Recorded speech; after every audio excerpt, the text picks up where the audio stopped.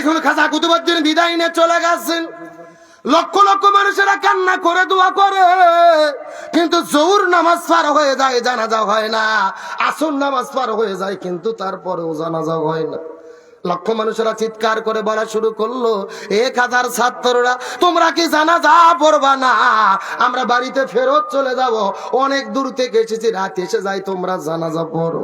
এই কথা বলার পর একটা ছাত্র দাঁড়িয়ে বলে, এই পৃথিবীর মানুষেরা ভালো করে জেনে নাও, বাড়িতে চলে যাও, আজকে খাজার জানাজা হবে না। বিনা জানাজায় খাজার লাশটাকে দাফন করতে যায়। লক্ষ লক্ষ মানুষেরা চিৎকার করে বলা শুরু করলেন, এটা কখনোই সম্ভব নয়, কখনোই মানব না। যেই মানুষটা ভারত উপমহাদেশের ভেতরে একজন জগৎ বিখ্যাত আল্লাহর ওলি, তার জানাজাটা না পড়া পর্যন্ত আমরা বাড়িতে ফিরে যাব না।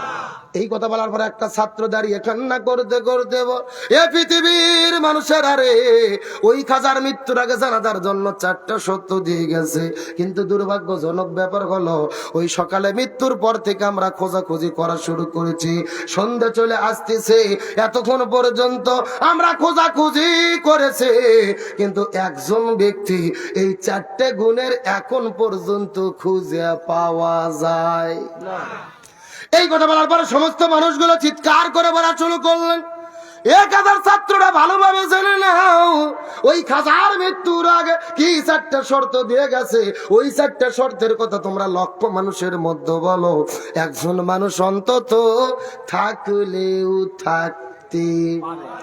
এই কথা বলার পর একটা ছাত্র কান্না করতে করতে দাঁড়িয়ে গেল, কান্না করতে করতে ঘোষণা দিলেন, এ লক্ষ মানুষেরা তোমরা মনোযোগ দিয়ে শুনে নাও, তোমাদের মধ্যে যদি 4টে গুণের লোক খুঁজে পাওয়া যায়, ওই লোকটা নামাজের ইমামতিত্ব করবে, আর 4টে গুণের যদি লোক পাওয়া না যায়, আজকে জানাজা হবে না, বিনা জানাজায় লাশটাকে কবরের মধ্যে দাফন করা হবে। তোমাদের মধ্যে এমন কি কোনো লোক আছে নাকি রে, যেই মানুষটা 40 বছর ধরে জামাতে নামাজ আদায় করে? তোমাদের মধ্যে এমন কি কোন মানুষ আছে নাকি যেই মানুষটা 40 বছর ধরে তাহাজ্জুদের নামাজটাও পড়তে মিস করে নাই? তোমাদের ভেতরে এমন কি কোন লোক আছে নাকি রে, যেই লোকটা 40 বছর ধরে আসরের আগে 4 রাকাত সুন্নাতটাও পড়তে ভুল করে না? তোমাদের মধ্যে এমন কি কোন মানুষ আছে নাকি রে, যেই মানুষটা 40 যুবক হওয়ার পরে জীবনে কোনোদিন কোন মহিলার দিকে ইচ্ছে করে তাকায় না? এই 4টে গুণের যদি লোক খুঁজে পাওয়া যায়, ওই লোকটা নামাজের ইমামতিত্ব করবে।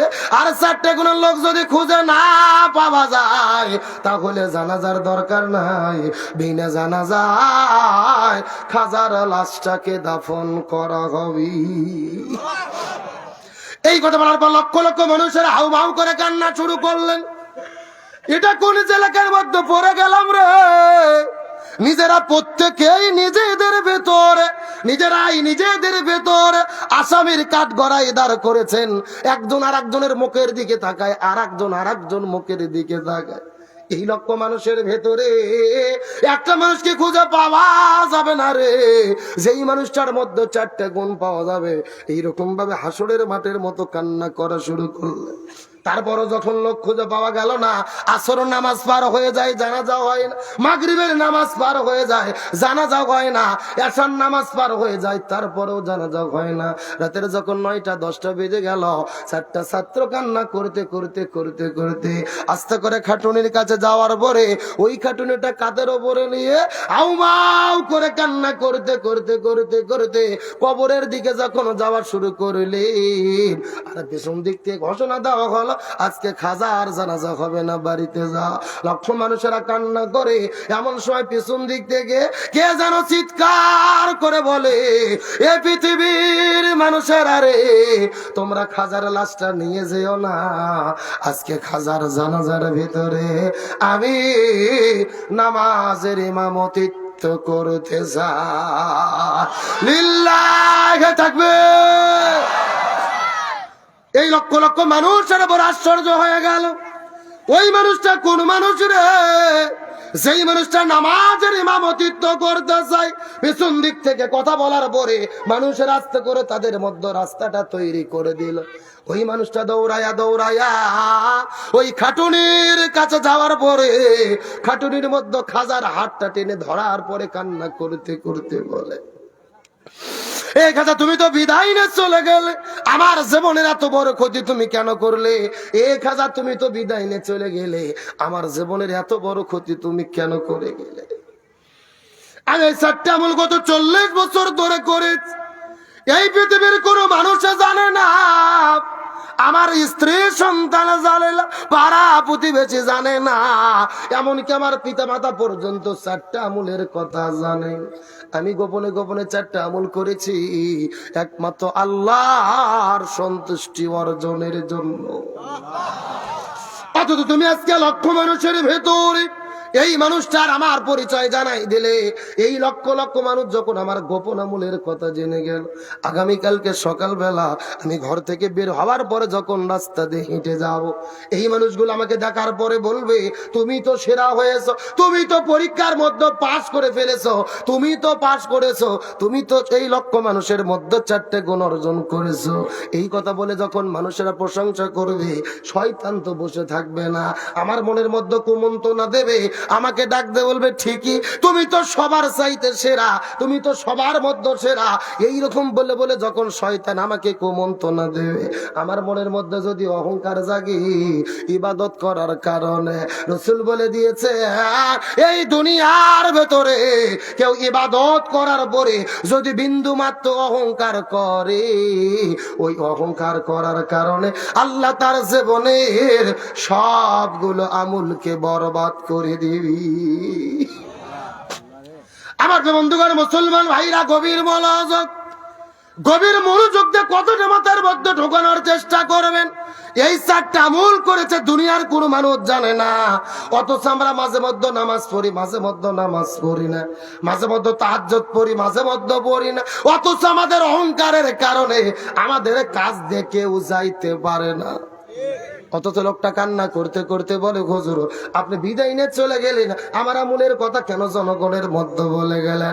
হাউমাউ করে কান্না করতে করতে বলে, ওরে খাজা রে, আপনার কাছে জিজ্ঞাসা আর প্রার্থনা হলো, ওই হাসরের ময়দানে আল্লাহ যখন বিচার করবে, আল্লাহ যদি আপনার উপরে রাজি খুশি হয়ে যায়, আল্লাহর কাছে সুপারিশ করবেন, আল্লাহ যেন আমার আমল নামাকে বরবাদ করে না দেয়। এই কথা বলার পর লক্ষ লক্ষ মানুষেরা বলে, ভাই অনেক দূর থেকে মানুষ এসেছে, বাড়িতে ফেরত চলে যাবে, জানাজার জন্য দাঁড়িয়ে যান। ওই লোকটা যখন জানাজার নামাজ পড়ার জন্য দাঁড়িয়ে গেল, তার পেছনে লক্ষ লক্ষ মানুষ জানাজা নামাজ পড়ে, ছাত্ররা কান্না করতেছে হাউমাউ করে করে, আমাদের শিক্ষক বিদায় নিয়ে চলে গেল, ইমামতিত্ব করতে পারলাম না, সন্তানগুলো কান্না করে, আমাদের বাবা চলে গেল, জানাজার নামাজ পড়াতে পারলাম না, হাউমাউ করে কান্না করতে করতে করতে করতে জানাজা শেষ হয়ে গেল। একবার ডান দিকে সালাম ফেরলেন, আবার বাম দিকে সালাম ফেরলেন, কিন্তু সালাম ফেরার পর আশ্চর্যজনক ঘটনা ঘটে গেল। খাজার লাশটা কবরের দিকে নিয়ে যাওয়া হবে, কিন্তু খাজার লাশের কাছে কেউ যায় না। এই লক্ষ লক্ষ মানুষেরা ওই মানুষটির দিকে দৌড়ে যায়। ওই মানুষটা কোন মানুষ রে? ওই মানুষটার পরিচয় কি? এই লক্ষ লক্ষ মানুষেরা তার পরিচয় জানার জন্য খাজার লাশটা রেখে তার কাছে দৌড়ে দৌড়ে চলে যায়। এখন আমি আপনাদের জিজ্ঞাসা করি, বলেন তো ওই লক্ষ মানুষেরা মানুষটির পরিচয় জানতে চায়, যেই মানুষটা আমাদের ইমামতিত্ব করলো, ওই মানুষটার পরিচয় আপনাদের জানতে মন চাই কি চায় না? আলোচনা কি চলবে? কারা কারা চলবে না হাত তোলেন। এই হলো হুজুগে বাঙালি। আপনাদের যে ঘুম ধরে গেছে এইবার বোঝা গেল। আচ্ছা, ওই যে পেছনে ছেলে পেলে এখনো দাঁড়িয়ে আছে, এরা কারা? না, আমার মনে হচ্ছে এরা কখন 12টা বাজে ওই ধান্দাত বসে আছে যে 31st নাইট পালন করতে হবে। আমি পুরো বাংলাদেশে দেখলাম না, অথচ আপনাদের পাবনা শহরে ঢোকার পরে মাথাই নষ্ট। ওই যে ওখানে আমাকে রিসিভ করলো মিরাজ ভাই, ওই জায়গার নাম কি? ওই যে আপনাদের এই রাস্তা যে মাথা, ওই জায়গার নাম কি? 3 মাথা, শ্রীরামপুর না? ওই যে শহরের ভেতরে অনন্ত বালা নাকি? অনন্ত বাজার। ওই পুরো এলাকা যুবক ছেলেবেলে একেবারে রাস্তা ব্লক করে দিয়ে বক্সতে এমন গান বাজাচ্ছে, খালি ডিগ ডিগ বাজতে মাটি কাঁপে তুলছে। কথা কর না কে? মুসলমানের সন্তান বুঝতে বিশ্বাস করতে কষ্ট হয়। রসুল বলেছেন মান্তা সাব্বাবি কম ফাহুয়া মিনহুম, যার সঙ্গে যার মহব্বত তার সঙ্গে তার কিয়ামত।